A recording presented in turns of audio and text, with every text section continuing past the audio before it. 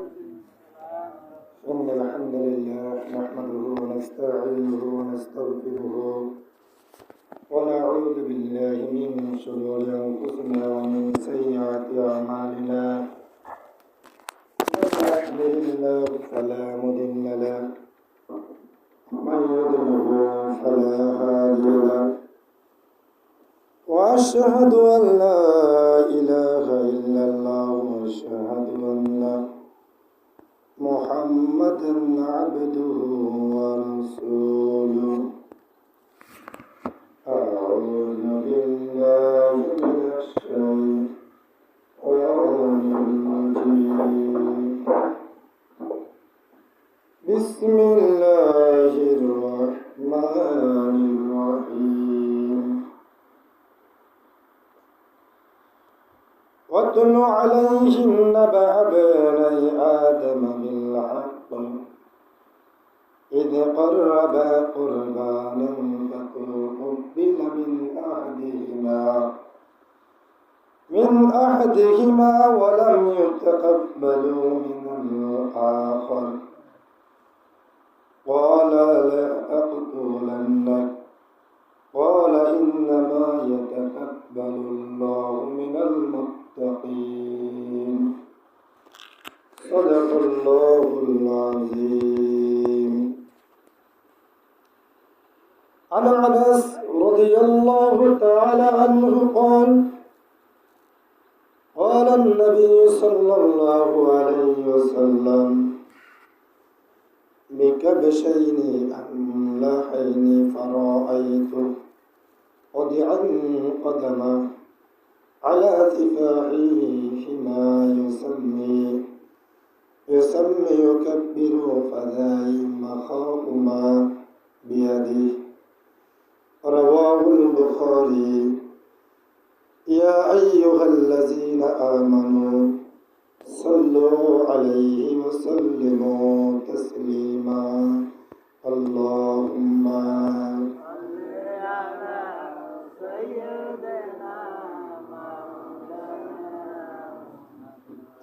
وعلى سيدنا اللهم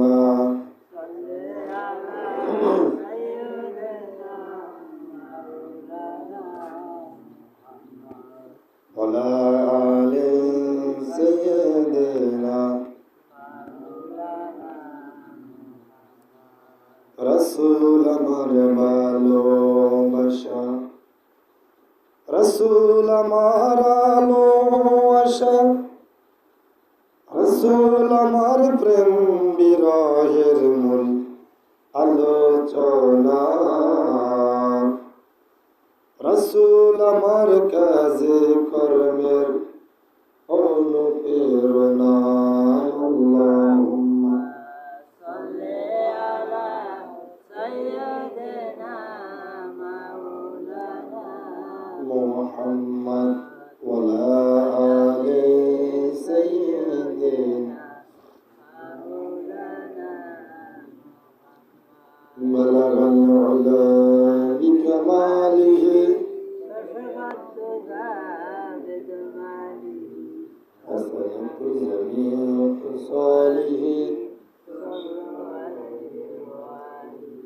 আলহামদুলিল্লাহ। শুকর আদায় করি মহান রব্বুল আলামিনের, যে মহান মালিক আমাদেরকে পবিত্র জিলকদ মাসের ২৭তম রজনী শেষ জুমায়, জিলকদ মাসের শেষ জুমায় আজানের সাথে সাথে দুনিয়ার সমস্ত ব্যস্ততাকে দূরে ঠেলে দিয়ে মহান রব্বুল আলামিনের পবিত্র ঘর মসজিদে আসার জন্য তৌফিক দান করেছেন, সেজন্য আমরা শুকর আলহামদুলিল্লাহ। পাশাপাশি মানবতার মুক্তির দূত আমাদের নবীকুলের সম্রাট নবী মুহাম্মদ রাসূলুল্লাহ সাল্লাল্লাহু আলাইহি ওয়াসাল্লাম আজকে আমাদের জুমার আলোচ্য বিষয় কোরবানির পূর্ব কাহিনী, অর্থাৎ কোরবান যে শুরু হয় আদম আলাইহিস সালামের দুই ছেলে হাবিল এবং কাবিলের কোরবানের মাধ্যমে, সেখান থেকে ইতিহাসের প্রথম কোরবান শুরু হয়। লাস্ট ফাইনালিটি আমাদের প্রিয় নবী হযরত ইব্রাহিম আলাইহিস সালাম তিনার সন্তানকে কোরবানি করার মাধ্যমেও যে আল্লাহ তাআলা তাকে দেখাইছেন, সে যেভাবে যে সিস্টেম করে দিয়েছেন পশু দিয়ে কোরবানি শুরু হয়, আমরা সেটাকে অনুসরণ করি। এখন পর্যন্ত আছে, কিয়ামত পর্যন্ত ভাবে চলবে। কোরবান অর্থ কি? এটা কোত্থেকে আসছে আমাদের জানার দরকার আছে না নেই? কোরবান আসে আর চলে যায়, আমরা শুনি, কিন্তু ইতিহাস থেকে আমরা কিছু শিক্ষা গ্রহণ করার চেষ্টা করি না। যদি শিক্ষা করার চেষ্টা করতাম তাহলে এই পৃথিবী আরো সৌন্দর্যময় হয়ে যেত, ঠিক না বেটি? আল্লাহ তাআলা বলেন সূরাতুল মাইদা, কোরআনের ৫ম সূরার ২৭তম আয়াত আমরা তেলাওয়াত করেছি। প্রিয় নবীজির জবান মুবারক অসংখ্য হাদিস থেকে আমরা একটি বুখারী হাদিস তেলাওয়াত করেছি। হাদিসটির সিরিয়াল ৫৫৫৮ নম্বর। সংক্ষিপ্ত সময়ের ভিতরে আমরা কথাগুলি বলার চেষ্টা করব ইনশাআল্লাহ। আল্লাহ তাআলা বলেন আতলু আলাইহিম নাবা আবনাই আদম বিল হক, আর তাদেরকে আদমের দুই ছেলের সঠিক কাহিনী শুনিয়ে দাও। তাহলে কাহিনী শোনানোর জন্য আদেশ করছে কে? কথা বলে আল্লাহ নিজে বলছে, হে নবী, আদমের দুই সন্তানের কাহিনী শুনিয়ে দাও। إذ قربا قربانا فتقبل من أحدهما ولم يتقبل من الآخر, তারা দুজন কোরবানি করে তাদের একজনের কোরবানি কবুল করা হলো। সে বলল আমি, অন্যজনের কোরবানি কবুল করা হলো না। তাহলে দুই ভাই কোরবানি করছে, কি করছে? আল্লাহ একজনটা কবুল করছে, আরেকজনটা কবুল করে না। এখন একজনেরটা কবুল করছে, আরেকজন করে না কেন? এখন এতে দোষ কার?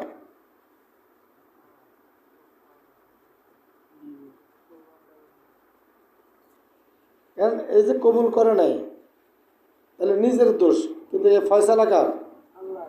আল্লাহ। আল্লাহ বলছেন তখন কি করলো?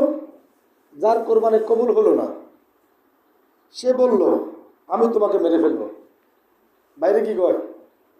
আমি তোমার মেরে, তোর কোরবানি কবুল, আমি তোর মেরে ফেলবো। কোরবানি কবুল করে নাই কে? সে মারিব তার বাইরে। এখনো সত্যের পথে যারা থাকবে তাদেরকে পৃথিবীর জালিম শক্তি, জবরদস্তি শক্তি তাদেরকে এখনো বলবে আমি তোমাকে মেরে ফেলবো। বলে কি বলে না? মানে আপনার সাথে যখন সত্যভাবে পারবে না তখন সে আপনার গালি দিবে। কি দিবে? আপনার গালি দিবে। আপনার সাথে মানে সত্যর পথে যখন সে ব্যর্থ হয়ে তখন আপনার গালি দেবে। তখন আমরা গালি দিব রাজাকার, আল বদর, আমরা গালি দিব আল শাম, আমরা গালি দিব ৭১। তাহলে এগুলি শুধু এই যুগের গালি নয়, এগুলি আদমের ছেলে হাবিল এবং কাবিল থেকে ওই গালিগুলি আসছে। ওই দুই ভাইয়ের সত্য এবং মিথ্যার পার্থক্য আজকের যুগেও যারা সত্যবাদী থাকে, যারা হাবিলের বংশধর, তাদেরকে এখনকার যুগের ওই কাবিলের বংশধররা গালি দিতে থাকে, তাদেরকে মারার হুমকি দিতে থাকে। এটাই সত্য, এটাই বাস্তবতা। এখনো দুই বংশের লোক আছে না নাই? তার কোরবানি কবুল হয় নাই, সে বলতেছে যে কোরবানি কেন কবুল হলো না, আমি তোমাকে মারি ফেলেন। কোরবানি কবুল করার মালিক কে? আল্লাহ। তাহলে কোরবানি কবুল করার মালিক আল্লাহ, তাহলে সে ওকে মারবে বলছে কেন? আদম আলাইহিস সালামের শরীয়ত, কারণ প্রত্যেক নবীদের শরীয়তের নবীর সবার দাওয়াত একই, লা ইলাহা ইল্লাল্লাহ, লা ইলাহা ইল্লাল্লাহ। প্রত্যেক নবীদের দাওয়াতই এটা, আল্লাহ ছাড়া কোনো ইলাহা নেই। তবে সিস্টেমগুলি একটু পরিবর্তন ছিল। আদম আলাইহিস সালামের শরীয়তে আপন ভাই বোনের বিয়ে জায়েজ ছিল। কি ছিল? এখন শরীয়তে জায়েজ নাকি? এখন হারাম।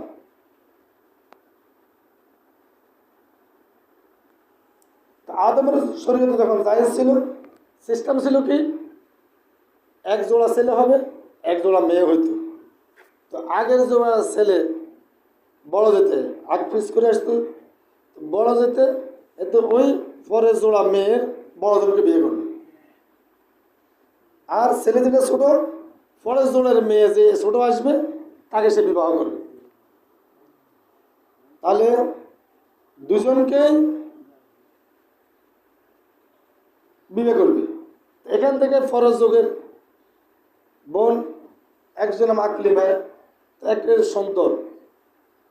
এখন কাবিল ভাবে ছোটটার, কাবিল হলো ছোট, হাবিল হলো বড়। তো সে পায় আকলিমারে, ও বলতেছে না আমি আকলিমারে বিয়ে করব। তো বলছে না, শরীয়তে তো এটা জায়েজ নেই, নিয়ম সিস্টেম যে রুলস, তুমি যারা ভাবে ধরে না, ও একটু কালো হয়েছে, ওর করবে না। তখন বাড়াবাড়ি করতে যাই, আল্লাহ তা বলছে ঠিক আছে, তোমরা বাড়াবাড়ি না করে তোমরা দুজনের দুটা পশুকে জবাই করো, কোরবানি দাও। যার কোরবানিটা কবুল হবে সে আকলিমাকে বিয়ে করবে। তাহলে ফয়সালা দিছে কে? আল্লাহ। আল্লাহর ফয়সালা যে মানে না, শুধু ওই এই যুগে মানে না তা নয়, ওই যুগেও কিছু লোকে মানে নাই। কাবিল বলছে ঠিক আছে আমি রাজি। আল্লাহ যখন বলছে কোরবানি দিতে, যারে আমি যদি হাই হাই নহলে না। এখন দুজনের কোরবানি দেওয়ার পরে তখনকার শরীয়তে জায়েজ যে যে পশুকে কোরবানি করবে তাকে পাহাড়ের এক কোণায় রাখিয়ে আসবে, আসমান থেকে একটি আগুনের কুণ্ড আসবে, অগ্নিকুণ্ড আসি, ওটাকে জ্বালিয়ে দিবে। যারটা কবুল হবে তারটা জ্বালিয়ে দিবে, আর যারটা কবুল হবে না তারটা জ্বালাবে না। তখন এখান থেকে হাবিলের কোরবানি কবুল হলো, তারটা জ্বালিয়ে দিল, কাবিলেরটা কবুল হলো না। তার মানে হাবিল আকলিমাকে ফেয়ে গেল, কাবিল আর ফেলো না। কিন্তু কাবিল বলে যে আমি মানি না, আমি কি আর। এখনো অনেক লোক আছে সালিশ মানে তাল গাছ, কথা বলে তাল গাছ আর সালিশ মানে সত্য বুঝে কিন্তু মানে না। ওই একজন তো জমিন বন্ধক লাগাইবে, তো দেখেন আমগ হুজুরে যে সুন্নত মতো কম নিয়ে আমরা তো মরতে হবে, যা যারে মুখের হুজুরে বিরোধিতা করে পিছনে, কিন্তু এখন তো মরতে হবে, ওরা হাদিস মানে চলতে হবে। তো সুন্নত মোতাবেক জমিনটা আপনি আর কাছে বন্ধক লাগান, আমরা হুজুরত ইসলাম লেখান। কয় মিয়া যেতে লোক আমি 24 ঘন্টা 26 ঘন্টা ধান হুজুর এসে লাগিয়ে দেন, অন জন নিজের স্বার্থে ইয়ে জমিনে লাগালে 10,000 টাকা হাইবেন আপনি বছরে, অন জন হুজুরের হাদিস মানেন, তা ওকে মানেন নাকি? আর মানেন আয় মানি না, এটা আয় বেকিন মানে এটা মানি না। তার মানে বুঝে কিন্তু ওই স্বার্থের কারণে মানে না। কিন্তু কাবিলও বুঝছে যে তার কোরবানি কবুল হয় না, সে খারাপ লোক, বুঝছে কি বুঝে না? আচ্ছা এখনকার যে যদি আগুন অগ্নিকুণ্ড এসে যদি জ্বালাই দিত, আমার একটা ধারণা মতে 99% কোরবানি কবুল হতো না, ঠিক না বেটি? হ্যাঁ কবুল হতো নাকি? নামাজ পড়া কার হুকুম? কথা বলে আল্লাহর হুকুম না? আল্লাহর কোরআনের বিধানের যদি আপনি 500 বিধান ধরেন, এই 500 বিধানের ভিতরে নামাজ একটা বিধান। নামাজ কি একটি বিধান। স্যার এই বিধানের জন্য আমরা মসজিদ দিছি না? লক্ষ লক্ষ টাকা খরচ করে মসজিদে দিয়েছিল। একটা মানুষ একটা সমাজে বসবাস করলে কমপক্ষে আপনাকে 2,500 থেকে 3,000 টাকা প্রায় একটা বছরে আপনার মসজিদে খরচ চলে আসে কি আসে না? এখানে কমপক্ষে 2,500 থেকে 3,000 টাকা আসে একটা লোকে মসজিদের খরচ। এখানে একজন ইমাম নিয়োগ দেওয়া হয়, একজন খতিব নিয়োগ দেওয়া হয়, একজন মুয়াজ্জিন নিয়োগ দেওয়া হয়, এভাবে সমাজের কিছু দায়িত্বশীল নিয়োগ করা হয়। একজন মুয়াজ্জিন 5 বার দৈনিক আহ্বান করে। হুকুম আল্লাহর কয়টি? একটি হুকুমের কারণে না, কত কিছু করে, একটি হুকুমের কারণে এটা করে। কোরবানি আল্লাহ তাআলা একটি হুকুম, সেই হুকুমের জন্য যার টাকা আছে সেই কোরবানি করবে, আল্লাহর বিধান মতো দেবে। তাহলে এই বিধানগুলির জন্য আমরা নামাজ পড়ার জন্য আমরা কাজকর্ম ফালাই আসি, কাজ করি, নামাজ পড়ে তারপর আবার কাজ করি। আল্লাহ একটা হুকুম মানার জন্য এত কিছু খরচ করি। কোরবানি আসলে আমরা লক্ষ লক্ষ টাকার গরু কিনি, খরচ করি। কিন্তু আল্লাহর আরো একটি যে বিধান, আল্লাহ বলছে আকিমুস সালাহ, নামাজ কায়েম করো। সে আল্লাহ বলছে আকিমুদ্দিন, দিন প্রতিষ্ঠা করো। সে দিন প্রতিষ্ঠার জন্য, আল্লাহর বিধান প্রতিষ্ঠার জন্য কত হাজার টাকা ব্যয় করছি আমরা প্রতি বছরে একটা মসজিদে নামাজের জন্য, সেটা আল্লাহর হুকুম। এটার জন্য ব্যয় করতেছি কমপক্ষে 2,500 থেকে 3,000 টাকা, উপরে আরও আছে। কিন্তু আল্লাহর জমিনে আল্লাহর দিন প্রতিষ্ঠা করার জন্য আমাদেরকে সংঘবদ্ধ বাক্যের যে আল্লাহ বলছেন আকিমুদ্দিন, সে আল্লাহ বলছেন আকিমুল সালাহ। তাহলে দিন কায়েম করা যে আল্লাহর হুকুম, সালাত কায়েম করা সে আল্লাহর হুকুম। সালাত কায়েম করার জন্য আল্লাহ তাআলা কোরআনে বলেছেন মাত্র 81 অথবা 82 বার নামাজ কায়েম করো। কিন্তু সে আল্লাহ কোরআনে বলছেন 1000 বার উপরে যে আমার জমিনে আমার দিন প্রতিষ্ঠার কাজ করো। এখন বলেন দিন প্রতিষ্ঠার লোক কম না বেশি? কম না? তাহলে ওটাও তো আল্লাহর হুকুম, ওইটাই তো আল্লাহর হুকুম, দুটাই তো আল্লাহর হুকুম। এবং ওইটাকে দিন প্রতিষ্ঠাকে আল্লাহ তাআলা গুরুত্ব বেশি দিয়েছেন, নবীজি বেশি দিয়েছেন। রমজান একটা মাস রমজান রাখবে, হুকুম কার? আল্লাহর। সে আল্লাহর হুকুমের জন্য 17 রমজান ইতিহাসের প্রথম যুদ্ধ হয়, মুসলমানদের প্রথম যুদ্ধ বদরের যুদ্ধ হয় 17 রমজানে। নবীজি নিজে স্বয়ং রোজা ভাঙছেন, 313 জন সাহাবীকে রোজা ভঙ্গ করেছেন যে রোজা ভেঙে ফেলো, আজকে আর তোমাদের রোজা থাকার দরকার নাই, কারণ রোজাকে তোমাদের দুর্বল হয়ে যাবে, তোমরা স্বাবলম্বী হতে হবে, যুদ্ধ করতে হবে, যুদ্ধের ময়দানে শক্তির প্রয়োজন আছে না নাই? তাহলে রোজার গুরুত্ব বেশি নাকি দিন প্রতিষ্ঠার গুরুত্ব বেশি দিছি? 9 ওয়াক্ত নামাজ কাজা করছেন নবী সাল্লাল্লাহু আলাইহি সাল্লাম খন্দকের যুদ্ধে। কয় ওয়াক্ত? বেলালকে বলছে বেলাল আযান দাও, শেষ, কাজ করো, খন্দক করো, কাফেররা এসে যাচ্ছে। 9 ওয়াক্ত নামাজ কাজা করলেন নবী সাল্লাল্লাহু আলাইহি সাল্লাম। তাহলে এখানে নামাজের গুরুত্ব বেশি নাকি দিন প্রতিষ্ঠার গুরুত্ব বেশি? তারপর হজ করবেন। নবী সাল্লাল্লাহু আলাইহি সাল্লাম যখন 8ম হিজরিতে নিয়ে আসতেছেন, যখন হজ করতে আসবেন, তখন আগে যখন গোয়েন্দা ফাটালেন, সেখান থেকে ওসমানকে রাদিয়াল্লাহু তাআলা আনহুকে ফাটালেন। একজন লোক একটা দুঃসংবাদ, মিথ্যা সংবাদ নিয়ে ওখানে বলল যে হে রাসূল, কাফেলাকে খবর দিল যে ওসমানকে তারা শহীদ করে ফেলছে। নবীজি ইহরাম খুলে ফেললেন, তিনি হজ করলেন। তিনি বলছেন আমার ওসমানকে প্রতিশোধ না নেওয়া পর্যন্ত আমি নবী হজ করব না। তাহলে বলেন হজের গুরুত্ব বেশি নাকি দিন প্রতিষ্ঠার গুরুত্ব বেশি? কথা বলে। তাহলে এখন বলেন দিন প্রতিষ্ঠার লোক কই? যে লোক নামাজ পড়ে তাকে বলেন যে ভাই আপনি নামাজ পড়ছেন কারণ আল্লাহর হুকুম, আসেন সে আল্লাহর হুকুমে, সে আল্লাহ বলছেন আল্লাহ আল্লাহুল খালক ওয়াল আমর, সাবধান, এই জমিন যার, আইন চলবে তার, কারো বাবার আইন, কারো স্বামীর আইন, কারো দাদার আইন এই বাংলার জমিনে হবে না। কারণ আল্লাহ বলছেন যে আল্লাহর বিধান আকিমুস সালাহ, নামাজ কায়েম করো। সে আল্লাহ বলছেন আকিমুদ্দিন, দিন প্রতিষ্ঠা করো। কিন্তু সেই মুসলমানে আবার বিরোধিতা করি। আপনি বলছেন একথা, নামাজ পড়ে বাইরে আপনাকে বলবে রাজাকার, আপনাকে বলে আলবদর, আপনার বলবে তো মৌলবাদী লোক। একই লোক যে আল্লাহর বিধান মানে গেছেন, সে লোক আপনাকে গালি দিবে। তাহলে একইভাবে হাবিল যেভাবে অমান্য করলো, আসছে যুগে সে কাবিলের বংশধররা আছে না নাই? আল্লাহ জবাব দিলে, সে জবাব দিল। তখন কাবিল বলল যে হাবিল বলল আল্লাহ তো মুত্তাকিদের নাজরানা কবুল করে থাকেন। কার নাজরানা? কত করে?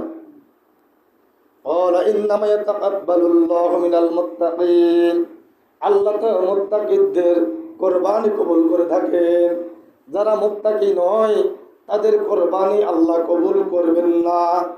বলছেন কে?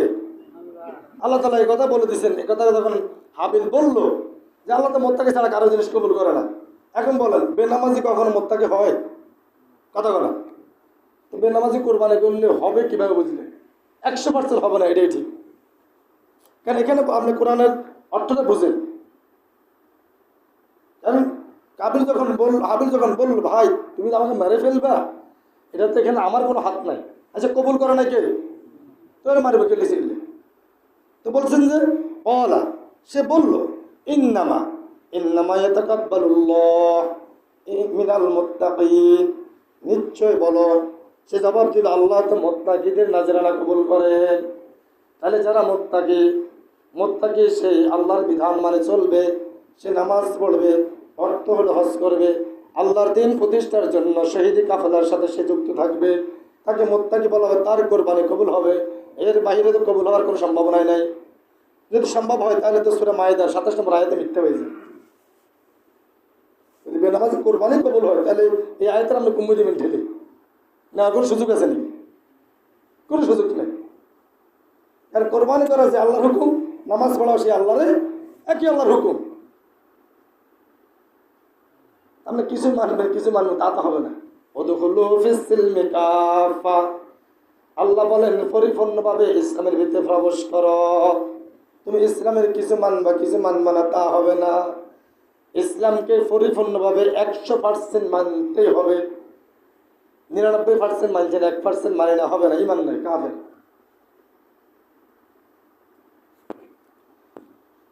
আল্লাহ তাআলা বলেন লাইন বাসাত্তা ইলাইয়া ইয়াদাকা লিতাকতুলানি মা আনা বিবাসিতি ইয়াদিয়া ইলাইকা লিআকতুলাক ইন্নী আখাফুল্লাহ রাব্বাল আলামিন। তুমি আমাকে মেরে ফেলার জন্য হাত উঠালো, আমি তোমাকে মেরে ফেলার জন্য হাত উঠাবো না। হাবিল বলল ভাই কাবিল, তুমি যদি আমাকে মেরে ফেলাও, আমাকে মেরে ফেলা যদি তুমি হাত উঠাও, কারণ আমি তোমাকে মেরে ফেলার জন্য হাত উঠাবো না। কেন হাত উঠাবো না? ইন্নী আখাফুল্লাহ, আমি আমার আল্লাহকে ভয় করি। সুবহানাল্লাহ। আমি কাকে ভয় করি? তুমি আমাকে ফাঁসি দিতে পারো রাজাকার বলে, আলবদর বলে, ও জালিম ফ্যাসিস্ট, আমি তোমাকে ফাঁসি দিব না। নতুন করে কেউ যদি আবার ফ্যাসিস্ট হয়ে যদি বলো যে তোমাকে ফাঁসি দিব, আমি তোমাকে দিব না, কারণ আমি হাবিলের উত্তরসূরি। আমি ভয় করি কাকে? আল্লাহকে। সে বলেছে ইন্নী আখাফুল্লাহ, আমি আল্লাহকে ভয় করি। রব্বাল আলামিন, আমি বিশ্বজাহানের প্রভুকে ভয় করি। এই জন্য ভাই আমি তোমাকে মারবো না। তুমি আমাকে মারতে পারো কিন্তু আমি তোমাকে মারবো না। ইন্নী উরিদু আন তাবুআ বিইসমি ওয়া ইসমিকা ফাতাকুনা মিন আসহাবিন নার, আমি চাই আমারও তোমার পাপের ভার তুমি একাই বহন করো। হাবিল কি বলল? আমি চাই আমার এবং তোমার পাপের ভার তুমি কি করো? বহন করো। ওয়াযালিকা জাযাউয যালিমিন, জালেমদের জুলুমের সঠিক প্রতিফল আল্লাহ দিবেন। তাহলে হাবিল তার আল্লাহর প্রতি কত বিশ্বাস ছিল। এখান থেকে আমরা আরেকটা জিনিস জানতে পারলাম, আমি যদি কাউকে মেরে ফেলি তাহলে তার সমস্ত গুনাহ আমার ঘাড়ে চলে আসবে। আমার ঘাড়ে কি করবে? চলে আসবে। আর তার মরণ তো একদিন হবেই। এই পৃথিবীতে জন্ম যখন হয়েছে মৃত্যু কার হবে? আইজ বা কাল। কারণ মৃত্যু থেকে কেউ পলায়ন করতে পারবে না। মৃত্যু থেকে তুমি যতই করো পলায়ন করবে, মৃত্যু ততই তোমাকে গিলিয়ে লইবে, করিবে আলিঙ্গন। মৃত্যু থেকে কেউ ফালাতে পারবে না। আমাদের আদি পিতার নাম কি?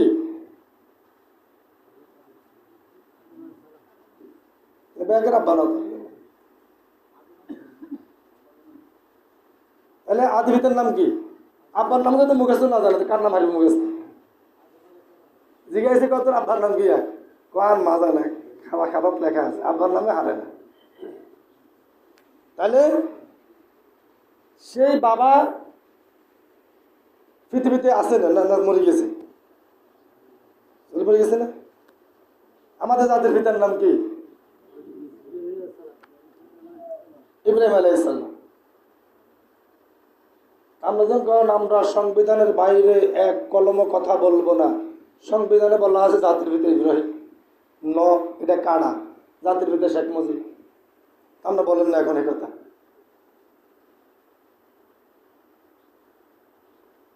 সংবিধানের 6 অনুচ্ছেদে বলা আছে যে বাংলাদেশের স্বাধীনতার ঘোষক শেখ মুজিবুর রহমান। সংবিধানের 6 অনুচ্ছেদ 6ষ্ঠ অধ্যায়। আমি কেমন মনে কি এটা তারপরে বলছি আমি সংবিধানের বাইরে আমরা কোনো কথা বলিব না। তাইলে কথা না বলিলে তো সংবিধান অনুযায়ী তো শেখ মুজিব ঘোষক, ওটাই হাসিনা সংবিধান করছে। আমরা সংবিধানে না আছেন, এটা কি কোরআন নাকি বাদ দেওয়া যাবে? এটা মানুষের ফালা দিলে কি এটা আজকে মেলা মানে ফালা দিন ফালাইতে কি কিচ্ছু হবে? এগুলো তৈরি হয় কার জন্য? মানুষের জন্য তৈরি করছে না, মানুষের ফালা দিচ্ছে লাভ কি? সব বাদ। প্রথম বিশ্বযুদ্ধ হয় 1880 সালে। কত সালে? কত করে? 1880 থেকে 1888 পর্যন্ত 8 বছর চলে প্রথম বিশ্বযুদ্ধ। তখন সেখান থেকে ব্রিটিশেরা তাদের কাছে হোয়াইট হাউস তাদের কাছে ছিল। এরপরে 1939 সাল থেকে 1945 সাল পর্যন্ত এই 6 বছর দ্বিতীয় বিশ্বযুদ্ধ চলে। সেখান থেকে তাহলে আগের সব কিছু বাদ দিই নতুন করে জাতিসংঘ হলো আমেরিকা। কথা হয়েছে আমেরিকা, এখনো জাতিসংঘ আমেরিকা। তাহলে প্রায় 85 এখন 86 বছর চলে এই আমেরিকাতে এখন জাতিসংঘ। তাহলে ফিসেলে তারা সব কিছু বাদ করে দিছে। এখন যদি আবার তৃতীয় বিশ্বযুদ্ধ লাগবে, কখন লাগবে আল্লাহ আল্লাহ আল্লাহ ভালো জানে। তৃতীয় বিশ্বযুদ্ধের পরেই ইমাম মাহেদির আগমন ঘটবে, ঈসা আলাইহিস সালাম আগমন ঘটে যাবে। কখন আসবে, কখন যুদ্ধ হবে আমরা কেউ জানি না। তবে তৃতীয় বিশ্বযুদ্ধের পরেই ওই ঘটনাগুলি ঘটবে। দাজ্জাল বেরিয়ে আসবে। তাহলে তৃতীয় বিশ্বযুদ্ধের পরে তার আমেরিকা হোয়াইট হাউস থাকবে না, তখন যে কোনো জায়গা হবে। তাহলে কি হবে? ফিসেলে সব কিছু কি আর বাদ, সব কিছু কি আর বাদ। তাহলে 37 গণ অভ্যুত্থানের পরে আবার কি, যেখানে 2000 মায়ের তাজা সন্তান রক্ত দিয়ে দিছে, একটা বড় পাথর আমাদের মাঝখান থেকে আমাদের বুক থেকে সরে গেছে, মাথার বুক থেকে সরে গেছে। এই পৃথিবীতে 257টি দেশ আছে, ছোট বড় মিলে কতটি? কত কত? 257টি। এর ভিতরে আমেরিকান আলাদা পৃথিবীর 10 জন লোকের মানে নিকৃষ্ট 10 জন লোকের তালিকা করছে। কজন লোকের? এই পৃথিবীর 10 জন লোকের নামে তালিকা করছে খারাপ লোকের ভিতরে। এর ভিতরে 1 নম্বর হলো হাসিনার নাম। জানলাম আমরা এই দেশের, আমরা কত বলা যদি পৃথিবীর 10 জন খারাপ লোকের ভিতরে তার নাম প্রথম স্থানে আসে, বেশি কত নম্বর খারাপ লোক? এটা কি আমরা করছি নাকি? বাংলাদেশেও করছি নাকি? জামাত বিএনপি করেন, এটা ওই আমেরিকা করছে। আমরা ধরলে আমেরিকাল্লা বোঝেন যে কি রে কলিকে, এটা আমাদের কোনো বাংলাদেশের লোকের কোনো হাত নাই। তাই না? তিনি বললেন ওয়াযালিকা জাযাউয যালিমিন, জালেমদের জুলুমের এটি সঠিক প্রতিফল। কারণ জালেমদেরকে আল্লাহ তাআলা জাহান্নাম দিবেন। কি দিবেন? আল্লাহ তাআলা বলছেন। তখন হাবিল বলে, আল্লাহ বলেন ফাতাকুনা মিন আসহাবিন নার, সে বলেছে আমি যে তোমাকে মারব, আমি তোমাকে মারব না, তুমি আমাকে মারলে আমার পাপ এবং তোমার পাপ, 2 পাপ একসাথে হয়ে তুমি জাহান্নামে যাবা। তুমি কোথায় যাবা? জাহান্নামে যাবা।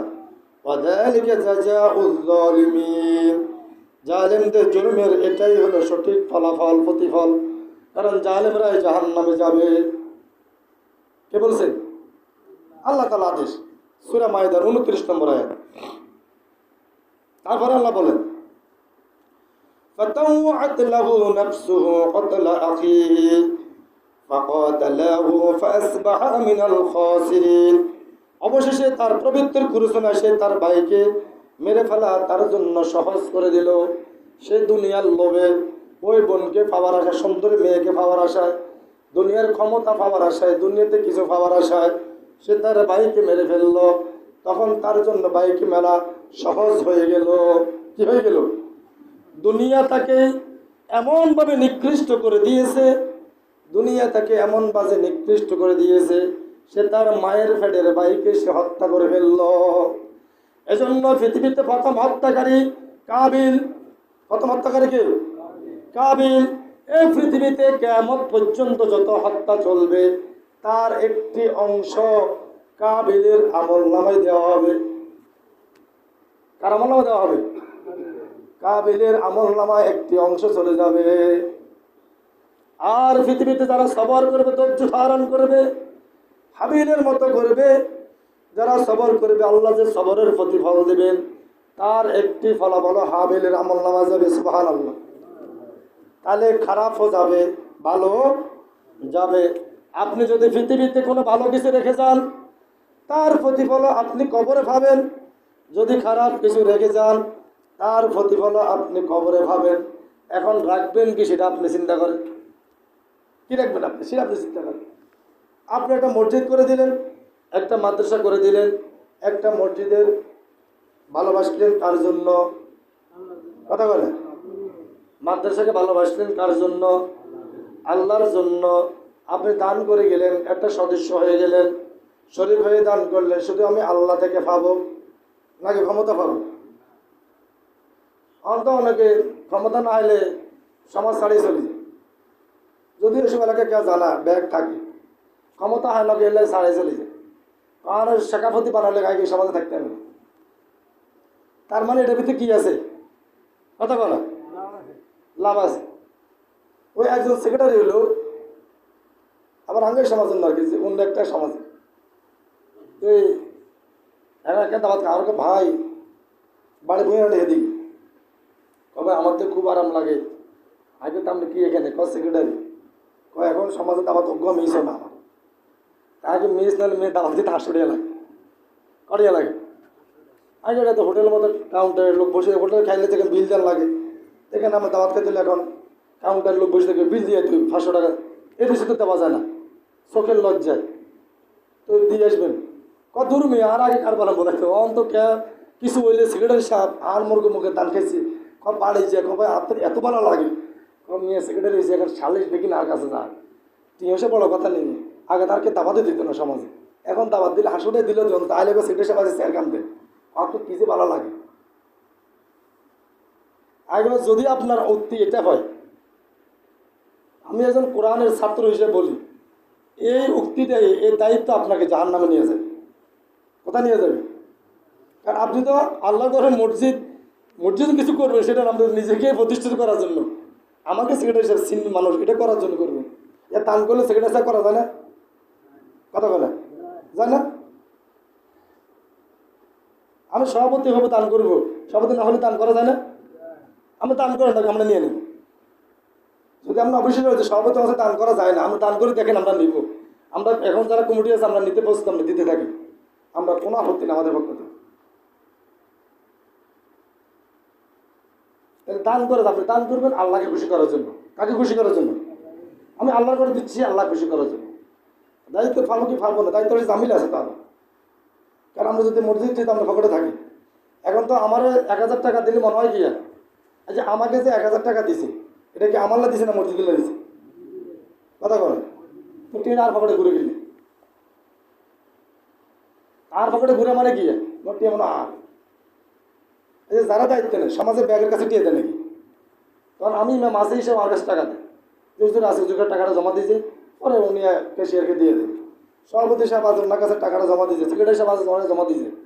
তখন তো আমি যদি বাঙালি সভাপতি এখান থেকে ভাঙে, সেক্রেটারি এখান থেকে ভাঙে, কৃষির এখান থেকে কৃষিতে হেঁটে ভাঙে, হেঁটে তো মাল দেবে কি এটার কাছে। তাহলে আপনি কি বুঝলেন? তার মানে এটা তো আপনার দামদা, এটা কি ওটা আমার দামদা, আমার দামদাবাজ। কারণ টাকাটা আসছে আমার দায়িত্ব আসেন দিতে আপনার দিছে, আপনার ক্যাশে জমা দেবে। এই টাকা আমার নয়, এই টাকা কার নয়? আমার নয়। এটা বড় মারাত্মক জিনিস, বড় আগুনের যে আমরা বুঝতে পারতেছেন, এটা আগুন জিনিস, দিবেন চলে যাবেন শেষ।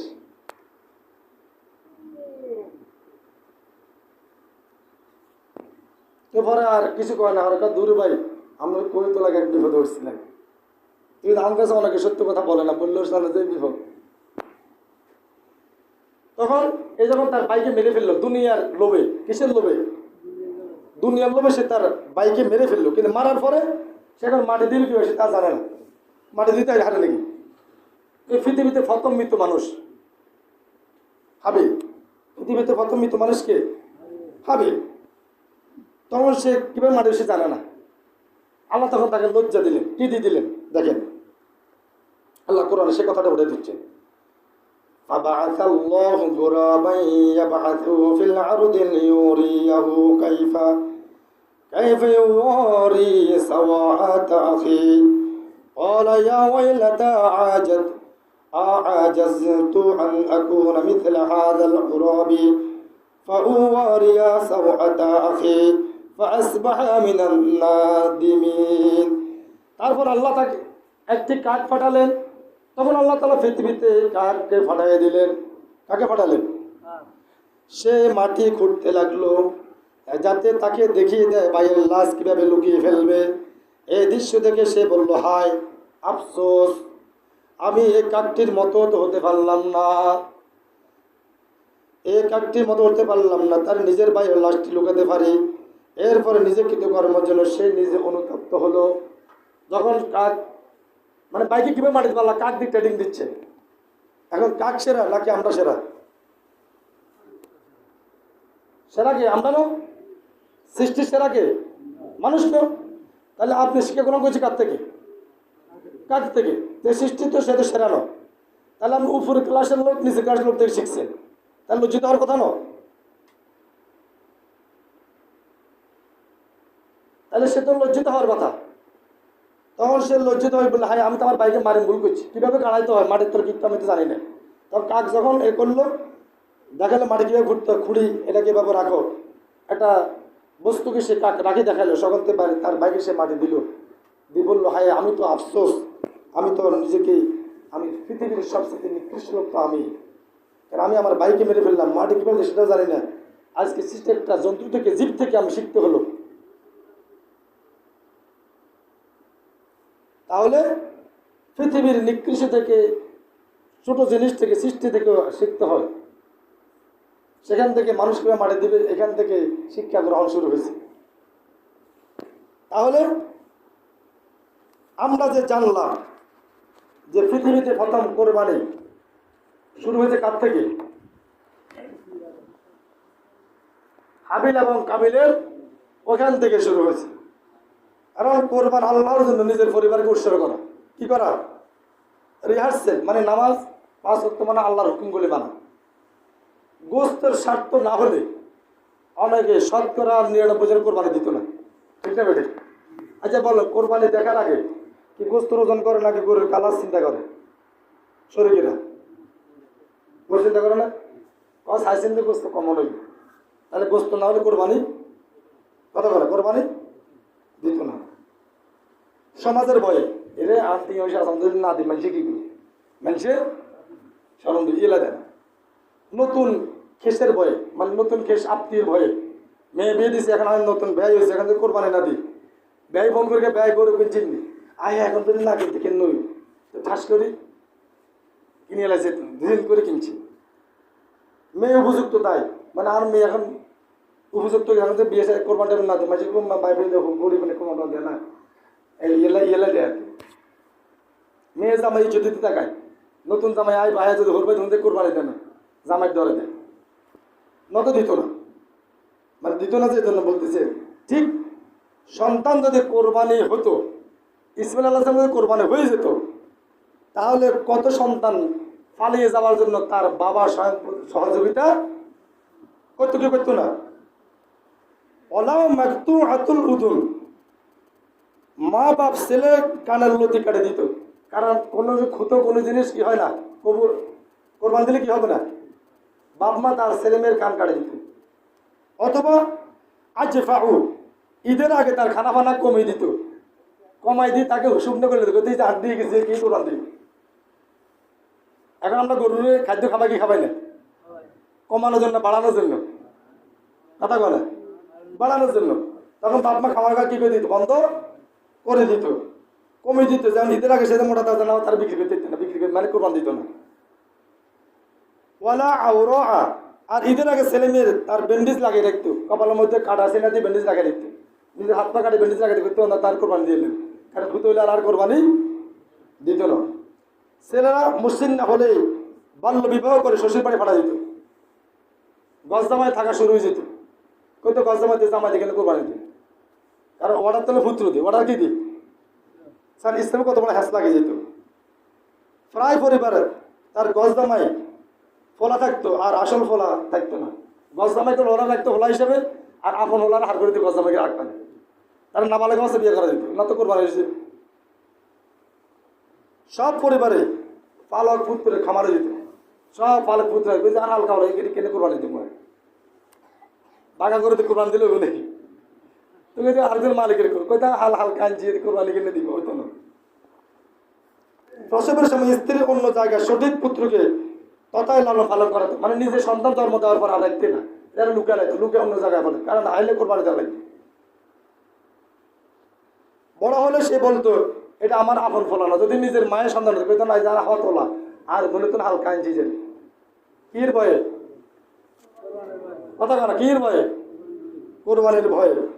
বাপ সন্তানের পরিচয় গোপন রাখতো, শুধু পিত্ত পরিচয়হীন ফলার যারা সন্তানের সমাজে গড় গড় হয়ে যেত। কির ভয়ে, কথা বলা কির ভয়ে, কোরবানি পিত্ত পরিচয় শুধু সমস্যা লেগে থাকতো। ইব্রাহিম আলাইহিস সালামকে জাতির পিতা এমনিতে আল্লাহ তাআলা নির্বাচন করেননি, আল্লাহ তাআলা এমনিতে পরীক্ষার মাধ্যমে ফেলায়। পশুকে কোরবানি আল্লাহ তাআলা এমনিতে দেননি। যদি পশু কোরবানি ছাড়া যদি মানুষ কোরবানি হইতো তাহলে এই সমস্যাগুলি ঘটতো সমাজে, ঠিক না ভাই? তাহলে বুঝতো না, কোরবানি দিত ধরুন কি কোরবানি দেয়, কোরবানি দেয় কয় এদের আর মেয়ের বিয়ের ডেট দেয়, ওনার বিয়ের ডেট কয় বুঝতো দুই মনে মতো, তাহলে বিয়ের কাম সারিয়ে যাবে, এটা কোরবানি বলি হারাম হইতো না। এই যেগুলি বলছি 17টার ভিতরে হলে একজনের হবে না।